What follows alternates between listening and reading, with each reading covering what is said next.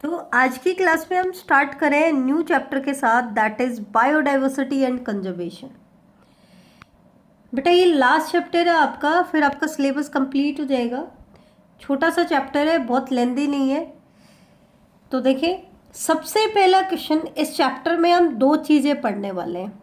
सबसे पहले तो हम पढ़ेंगे बायोडाइवर्सिटी, कि बायोडाइवर्सिटी है क्या, इसके वेरियस लेवल्स क्या हैं, इसका डिस्ट्रीब्यूशन कैसा है। फिर हम पढ़ेंगे कि इसको कंजर्व कैसे किया जाए।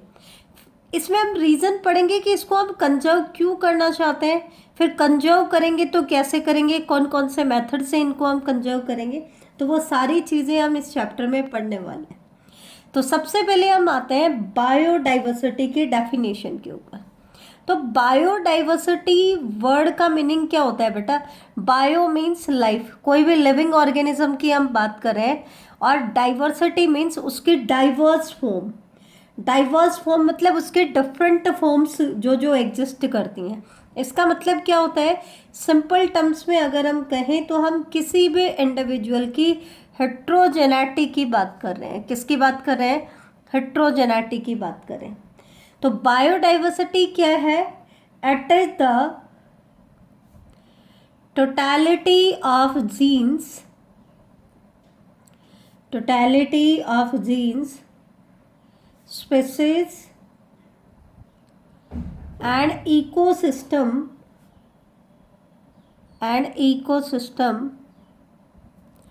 of an area। मतलब बायोडाइवर्सिटी क्या है? टोटलिटी ऑफ जीन्स, मतलब टोटल कितने डिफरेंट टाइप के जीन्स हैं। टोटलिटी ऑफ स्पीसीज, कितनी टाइप की स्पीसीज है। टोटलिटी ऑफ इकोसिस्टम, कितने डिफरेंट टाइप के इकोसिस्टम हमारे पास है। मतलब अलग अलग चीज़ों में अलग अलग लेवल्स पे हम क्या देख रहे हैं? डाइवर्स फॉर्म को स्टडी कर रहे हैं। वो क्या कहलाती है बेटा? बायोडाइवर्सिटी कहलाती है।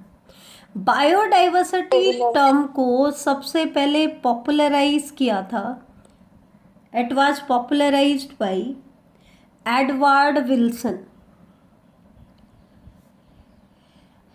एडवर्ड विल्सन सबसे पहले इसको पॉपुलराइज किया था, इस वर्ड को एडवर्ड विल्सन ने। तो इस टर्म को पॉपुलराइज किया था एडवर्ड विल्सन सेंटस ने। अब एडवर्ड विल्सन ने हमें बता दिया कि बायोडाइवर्सिटी होती है, और हमने कहा कि बायोडाइवर्सिटी क्या है? Totality of gene, species and ecosystem. That means biodiversity जो है it exist not only at the species level, not only at the species level. मतलब जो हमें डाइवर्सिटी देखने को मिलती है वो सिर्फ स्पीसीज लेवल पे ही देखने को नहीं मिलती, but at all level of biological organization है।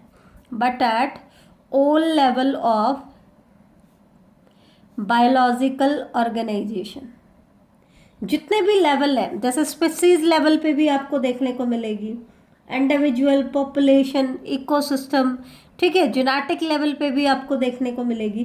तो हर लेवल ऑफ बायोलॉजिकल ऑर्गेनाइजेशन पे आपको बायोडाइवर्सिटी देखने को मिलेगी। लेकिन सबको तो हम यहाँ एक्सप्लेन कर नहीं सकते हैं, तो उनमें से कुछ इम्पॉर्टेंट लेवल्स ऑफ बायोडाइवर्सिटी हैं, उनको हम यहाँ पर डिस्कस करेंगे। तीन मेन लेवल एनसीईआरटी ने बताए हैं, that is genetic diversity, species diversity and ecological diversity. और इसके ऊपर बेटा क्वेश्चन बोर्ड एग्जाम्स में आ चुका है, ध्यान से देखा। जेनेटिक डाइवर्सिटी का मतलब क्या है? मतलब diversity at the genetic level. ठीक है, डाइवर्सिटी किस लेवल की बात करें? जेनेटिक लेवल पे। ठीक है, तो it means it is the diversity which is shown by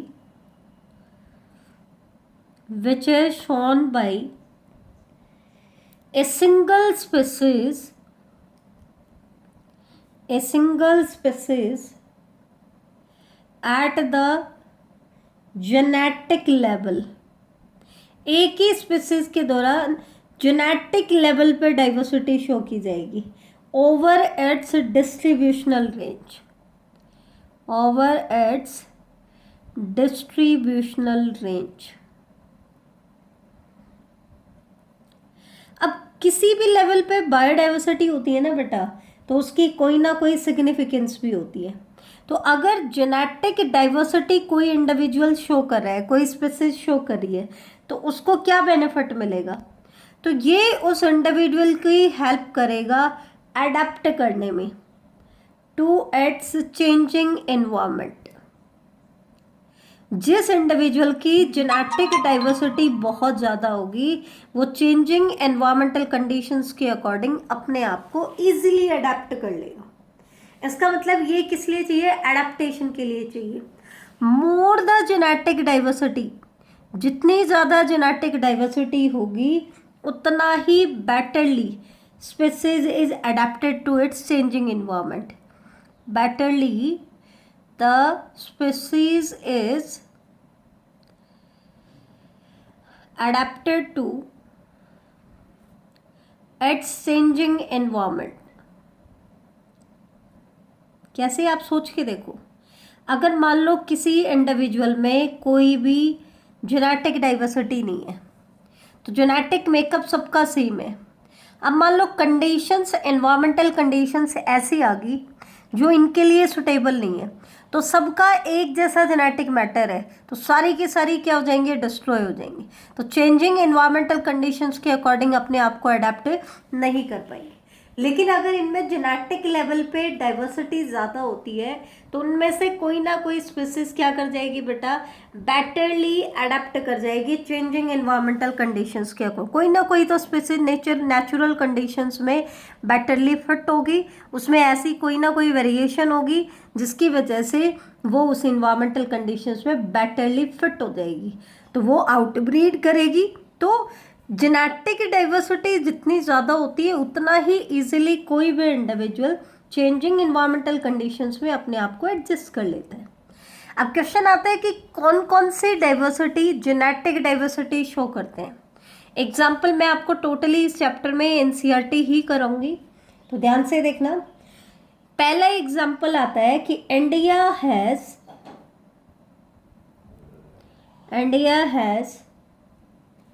more than 50,000 genetically different strain of rice। genetically different strains of rice। India में राइस के 50,000 से भी ज़्यादा जेनेटिकली डिफरेंट स्ट्रेन अवेलेबल है। अगर ये एग्जाम्पल आपको दे दें तो उसमें ये वर्ड नहीं देगा, वो सिंपली क्या देगा? India has more than 50,000 different strains of rice. और ये कैसे डाइवर्सिटी शो करता है? तो आपको बताना पड़ेगा कैसे डाइवर्सिटी शो करता है। जेनेटिक डाइवर्सिटी शो करता है। या वो कहते हैं India has 1000 varieties of mango, तो ये कैसे डाइवर्सिटी शो करता है? तो आपको बताना पड़ेगा कि ये भी जेनेटिक डाइवर्सिटी को शो करता है। और एक मेडिसिनल प्लांट है रावोल्फिया वोमिटोरिया।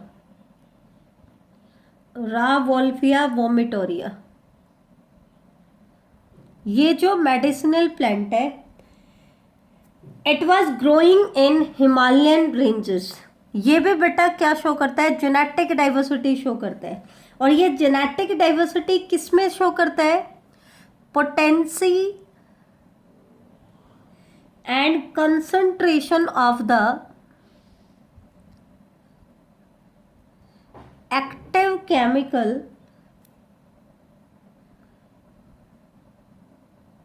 रेसरपाइन। ये केमिकल प्रोड्यूस करता है रेसरपाइन। अब इसमें जो जेनेटिक डाइवर्सिटी आती है वो किस चीज़ को अफेक्ट कर रही है? कि ये जो रेसरपाइन प्रोड्यूस होगा इसकी पोटेंशियलिटी क्या होगी, मतलब वो कितना इफेक्टिव होगा और किस कंसंट्रेशन में उसकी प्रोडक्शन करेगा। तो ध्यान देना, ये जो एक मेडिसिनल प्लांट है रावोल्फिया वोमिटोरिया, ये जेनेटिक डाइवर्सिटी शो करता है। किस में शो करता है? It show variation in potency and concentration of the active chemical reserpine that it produce. ठीक है, तो यहाँ पर मेन चीज जो याद करने की है वो क्या है? सबसे पहला पॉइंट कि जेनेटिक डाइवर्सिटी है क्या, diversity at the genetic level, gene level पे जो डाइवर्सिटी आती है। फिर इसके सिग्निफिकेंस क्या है, किसमें हेल्प करेगी, तो किसमें हेल्प करेगी, it help the species to adapt to its changing environment, कि ये चेंजिंग इन्वायरमेंट के अकॉर्डिंग किसी भी इंडिविजुअल को अडेप्ट करने में हेल्प करेगा। जितनी ज़्यादा जेनेटिक डाइवर्सिटी होगी उतना ही इजीली वो स्पेसिस चेंजिंग एनवायरमेंटल कंडीशंस के अकॉर्डिंग अपने आप को अडेप्ट कर लेगा। तीसरा इसका आता है एग्जाम्पल, तो इंडिया में 50,000 से भी ज़्यादा स्ट्रेन है राइस की, या 1000 वेराइटीज़ है मैंगो की, या फिर रा वोल्फिया वोमिटोरिया, ये भी कंसंट्रेशन और पोटेंसी में वेरिएशन शो करता है रेसरपाइन केमिकल की। तो ये सभी क्या शो करते हैं, ये शो करते हैं जेनेटिक डाइवर्सिटी। अब हम आते हैं, जैसे हमने जेनेटिक डाइवर्सिटी पढ़ा वैसे ही हम बात करेंगे स्पीसीज डाइवर्सिटी। तो नाम से ही पता चल रहा है diversity at the species level, ठीक है। इसका मतलब क्या है, कितनी वैरायटी ऑफ स्पीसीज होंगी और उनकी कितनी अबेंडेंस होगी किसी भी स्पीसीज में। इसकी सिग्निफिकेंस की बात कर रही हूँ, ये क्या शो करेगा, डेफिनेशन तो क्या हो जाएगी, diversity at the species level, वो क्या कहलाती है, स्पीसीज डाइवर्सिटी कहलाती है, diversity at the species level.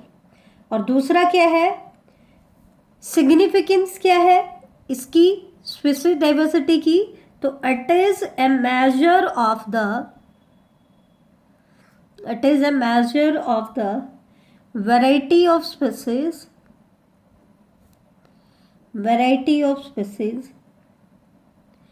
and their abundance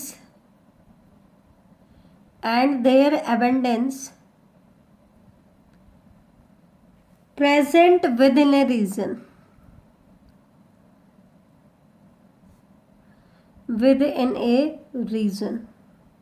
कहना क्या चाह रहा है,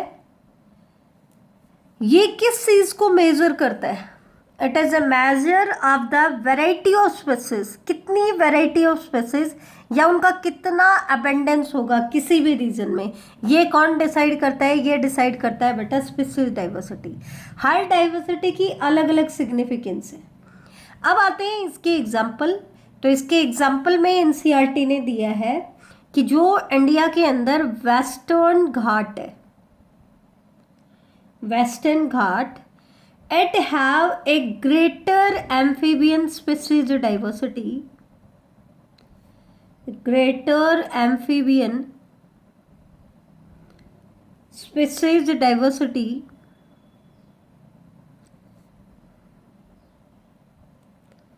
than the eastern घाट।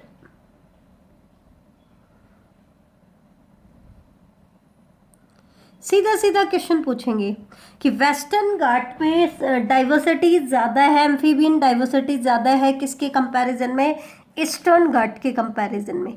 तो ये कैसे डाइवर्सिटी शो कर रहा है, इस वर्ड को नहीं बताएंगे, कैसे डाइवर्सिटी शो कर रहा है, स्पीसीज डाइवर्सिटी शो कर रहा है।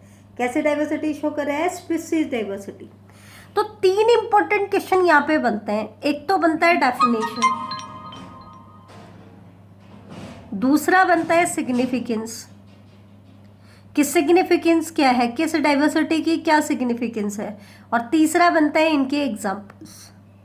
3 ही क्वेश्चन बनते हैं यहाँ पे, ठीक है। सेम हमने जेनेटिक डाइवर्सिटी में पढ़ा, ऐसे ही पॉइंट्स हमने किस में पढ़े, स्पीसीज डाइवर्सिटी में। अब हम आते हैं इकोलॉजिकल डाइवर्सिटी। इकोलॉजिकल मतलब diversity at the ecological level.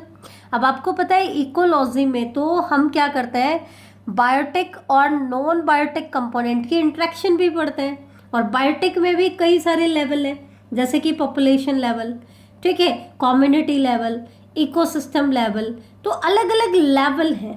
तो दैट मीन्स इकोलॉजिकल डाइवर्सिटी क्या है, it is a measure of the diversity at community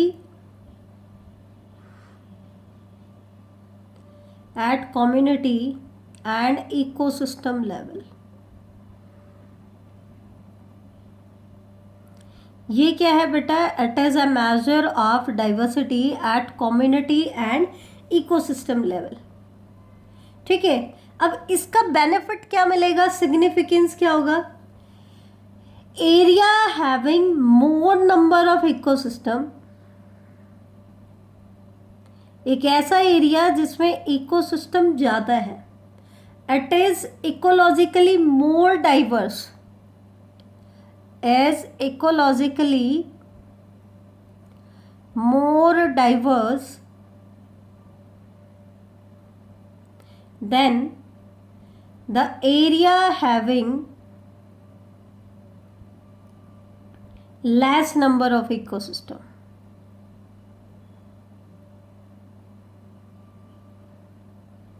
ठीक है, तो ये चीज ध्यान रखना। अब आते हैं इसके फेवर में एग्जाम्पल।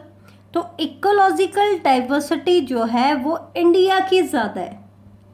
इंडिया की जो इकोलॉजिकल डाइवर्सिटी है इट इज़ मोर, किसके कंपैरिजन में, जो आपके स्कैंडिनेवियन कंट्रीज हैं, as compare to Scandinavian countries.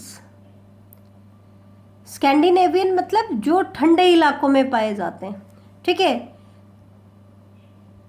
जैसे कि आपका नॉर्वे,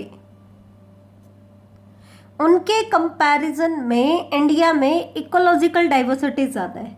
अब आपको कैसे पता चला कि इंडिया की इकोलॉजिकल डाइवर्सिटी ज़्यादा है, क्योंकि इंडिया में हम अलग अलग टाइप के इकोसिस्टम देखते हैं, जैसे कि हमें डेजर्ट भी मिलता है, रेन फॉरेस्ट भी मिलता है, coral reef, wetland, estuaries, alpine meadows, ये सभी हमें देखने को मिल जाते हैं किसके अंदर, इंडिया के अंदर। जबकि ऐसा स्कैंडिनेवियन कंट्रीज में इतने ज़्यादा इकोसिस्टम आपको एक एरिया में देखने को नहीं मिलेंगे।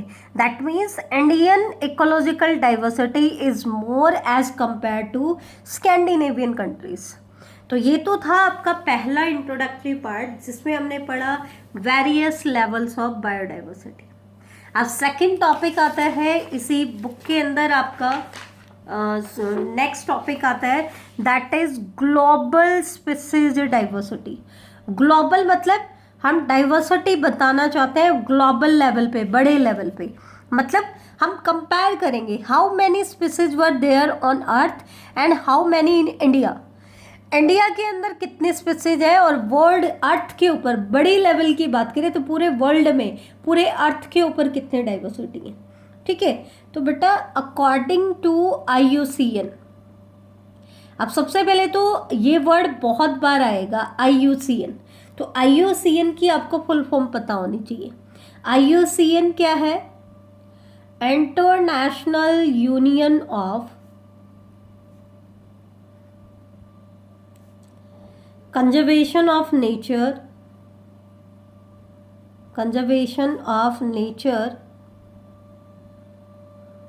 and natural resources।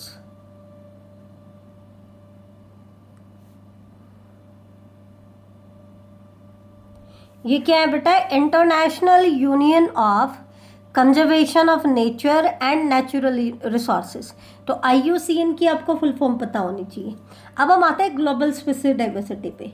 तो IUCN क्या कहता है, IUCN ने एक लिस्ट जारी की थी 2004 में।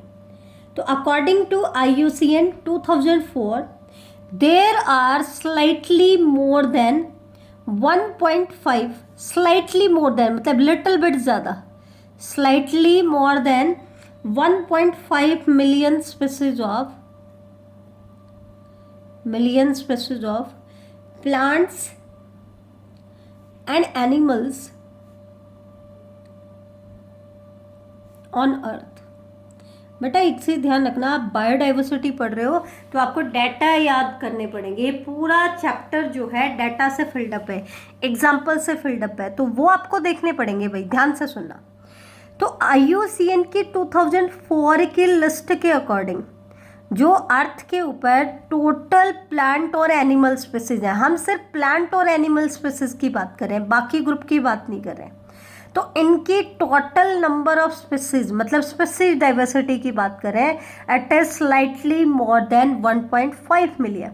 हम सबसे ज़्यादा स्पीसीज डाइवर्सिटी की ही बात करते हैं क्योंकि ये नंबर ऑफ स्पीसीज के बारे में हमें बताता है कि कोई भी रीजन में कोई भी स्पीसीज कितनी अबंडेंस में होगी, वो भी डिसाइड करता है।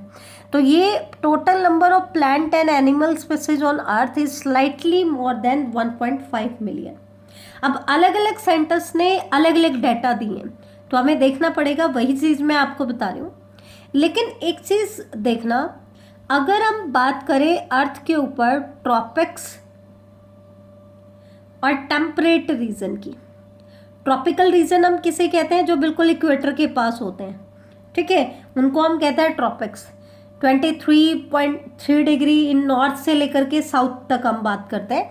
तो ट्रॉपिकल रीजन और टेम्परेट रीजन को अगर हम कंपेयर करें, तो ट्रॉपिक्स मतलब जहाँ पे वार्म क्लाइमेट रहता है क्योंकि ये इक्वेटर के पास रहते हैं, और टेम्परेट मतलब होता है कि जो कोल्डर रीजन होते हैं, ठीक है। टेम्परेट से आगे जाओगे तो पोलर रीजन आ जाते हैं।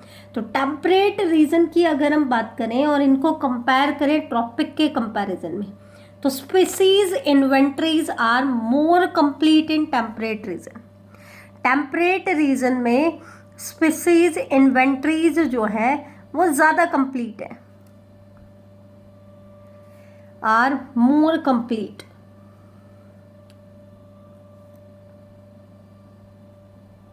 किसके कंपैरिजन में? ट्रॉपिक्स में। क्यों? क्योंकि ट्रॉपिक्स में तो आपकी लार्ज प्रोपोर्शन ऑफ स्पीसीज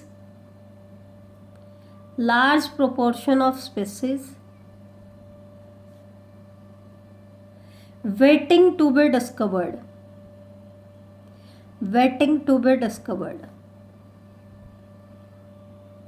अब इसका कारण क्या है ये मैं आपको बताती हूँ, बेटा ध्यान से सुनना। एक्चुअल में देखा जाए तो ट्रॉपिक्स में डाइवर्सिटी बहुत ज़्यादा है, किसके कंपैरिजन में? टेम्परेट रीजन के कंपैरिजन में। टेम्परेट रीजन में डाइवर्सिटी कम है और ट्रॉपिक्स में डाइवर्सिटी क्या है? तो एनालॉजी ले लेते हैं, एक बार ध्यान से सुनना। मान लो टेम्परेट रीजन में सिर्फ 10 स्पीसीज हैं। कितनी स्पीसीज हैं? 10 स्पीसीज हैं। और 10 में से हमने यूँ लगा लो कि हमने डिस्कवर कर लिया है 2 स्पीसीज को, इनकी खोज हम कर चुके हैं। तो 10 में से हमने 2 को डिस्कवर किया, तो हमारी परसेंटेज डिस्कवरी की कितनी होगी? 2/10 × 100, मतलब हम कितना डिस्कवर कर चुके हैं? 20%। अगर इनमें से हमने 6 को डिस्कवर कर लिया तो हमारी परसेंटेज कितनी हो जाएगी? 60%। कितनी हो जाएगी? 60%। लेकिन मान लो ट्रॉपिक्स में डाइवर्सिटी है 50,000 और 50,000 में से हमने 10 को डिस्कवर कर लिया, तो परसेंटेज क्या आएगी बेटा? बहुत कम आएगी। हालांकि क्योंकि ट्रॉपिक्स में बायोडाइवर्सिटी बहुत ज़्यादा है, तो वहाँ पे हम कितनी भी इन्वेंशन कर लें, अगर हम परसेंटेज की बात करें तो टेम्परेट की इन्वेंटरीज लगभग कंप्लीट हो चुकी हैं। ट्रॉपिक्स में तो अभी भी बहुत सारी डाइवर्सिटी ऐसी है जिसको हमें डिस्कवर करना है, जिसको डिस्कवर किया जाना बाकी है, ठीक है। लेकिन फिर क्वेश्चन आता है कि how do ecologist estimate the total number of species present in the world. अब जब हम ट्रॉपिक्स में सबसे ज़्यादा डाइवर्सिटी है और अभी तक तो हम बहुत सारी डाइवर्सिटी को डिस्कवर भी नहीं कर पाए, तो ecologist total number of species जो वर्ल्ड में प्रेजेंट है उनको कैसे उसका आइडिया लगाते हैं, कैसे एस्टिमेट करते हैं? तो बेटा ध्यान से देखना, हमें पता है कि ट्रॉपिक्स में अभी भी बहुत सारी डाइवर्सिटी पेंडिंग है और टेम्परेट में इन्वेंटरीज लगभग कंप्लीट हो चुकी हैं। इन्वेंटरीज क्या हो चुकी हैं? More complete. मतलब अगर हम परसेंटेज में देखें तो टेम्परेट की हमने बहुत सारी डाइवर्सिटी को स्टडी कर लिया। अब मान लो इसमें हम अलग अलग ऑर्गेनिज्म की बात करें, अलग अलग ऑर्गेनिज्म, जैसे इसको हमने नाम दे दिया 1 2 3 4 5 6, ठीक है। ऐसे ही ये स्पीसीज हैं 5 6। अब मान लो टेम्परेट में हम उस स्पीसीज को उठाएंगे, उस ऑर्गेनिज्म को उठाएंगे जिसको हमने ट्रॉपिक्स में सबसे ज़्यादा स्टडी किया है। अब मान लो ये कैट है, एक एग्जाम्पल ले लेते हैं कि कैट की टॉपिक्स में हम लगभग डाइवर्सिटी को क्या कर चुके हैं, डिस्कवर कर चुके हैं। मतलब ये मोस्ट स्टडीड ग्रुप है जिसको टॉपिक्स में सबसे ज़्यादा स्टडी किया गया है। टेम्परेट में तो सबकी इन्वेंट्रीज लगभग पूरी हो गई है, लेकिन किसकी कंप्लीट नहीं हुई है, ट्रॉपिक्स में। तो ट्रॉपिक्स में कोई ना कोई ग्रुप तो ऐसा होगा जिसको हमने सबसे ज़्यादा स्टडी किया है, तो हम उस ग्रुप को उठाएंगे। मतलब इसकी इन्वेंट्रीज लगभग हो चुकी हैं। और सेम ग्रुप को किस में उठाएंगे, टेम्परेट में। और टेम्परेट और ट्रॉपिक के डाइवर्सिटी का रेशियो निकालेंगे। मान लो यहाँ पे रेशियो आ रहा है 100:3 कि अगर यहाँ 3 इंडिविजुअल होंगे तो ट्रॉपिक्स में कैट की डाइवर्सिटी कितनी होगी, 100। ये हमने एक मोस्ट स्टडीड ग्रुप का रेशियो निकाल लिया जिसको हमने ट्रॉपिक्स में सबसे ज़्यादा स्टडी किया है, क्योंकि बाकी की इन्वेंट्रीज तो ट्रॉपिक्स में पूरी हुई नहीं है, टेम्परेट में तो सबकी होगी। तो टेम्परेट और ट्रॉपिक का हमने रेशियो निकाल लिया और सेम रेशियो को हम अप्लाई कर देंगे किसके ऊपर, बाकी ग्रुप के ऊपर। मान लो सेकेंड स्पीसीज की यहाँ पे नंबर है 30, तो हम क्या कहेंगे, यहाँ पे 30 है तो यहाँ पे इसी रेशियो को अप्लाई करेंगे तो सेकंड का नंबर यहाँ पे कितना हो जाएगा, 1000। मतलब हालांकि हमने इस ग्रुप को ट्रॉपिक्स में ज़्यादा स्टडी नहीं किया है, इसकी हमारी इन्वेंशन लगभग कंप्लीट नहीं हुई है, लेकिन टेम्परेट में तो हम इसको स्टडी कर चुके हैं ज़्यादातर। तो टेम्परेट और ट्रॉपिक्स में अदर ग्रुप के ऊपर भी हम सेम रेशियो को इम्प्लीमेंट करेंगे।